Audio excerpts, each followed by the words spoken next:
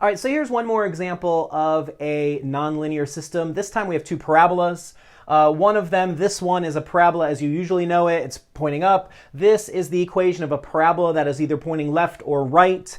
We haven't focused on that a lot this semester because we've been dealing with functions. But again, it's not going to inhibit your ability to do this problem. So here goes. We want to know where these two parabolas are going to intersect. So I'm going to use substitution. So I'm going to take this top equation right here. I'm going to add the y to both sides. And this equation is going to be x squared equals y.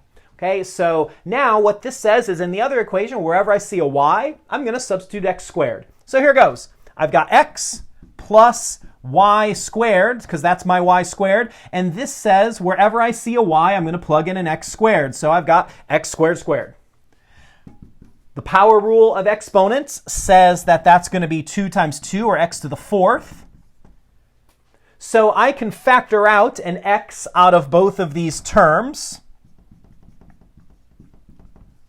And so I've got, here are my two equations. My first equation is x is equal to 0. My second one is 1 plus x cubed equals 0. And so I'm going to subtract the 1 from both sides. And I'm solving this cubic equation by using the cube root on both sides because I'm not interested in any complex number answers because they're not on the Cartesian plane. Okay, so I'm going to subtract and I get x cubed is equal to -1. So when I take the cube root of both sides, I get x is equal to -1. Okay, so cube root, your calculator can do that for you. So here are my two x values that represent the x values where my two graphs intersect.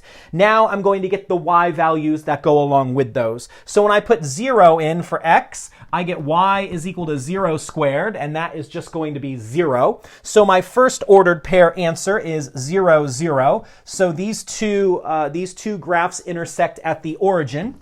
And then when I put -1 in for x, I get y is equal to -1 squared, which is 1. And so the second ordered pair is x is -1 and y is 1. So there are two solutions to that nonlinear system, and there we found them both.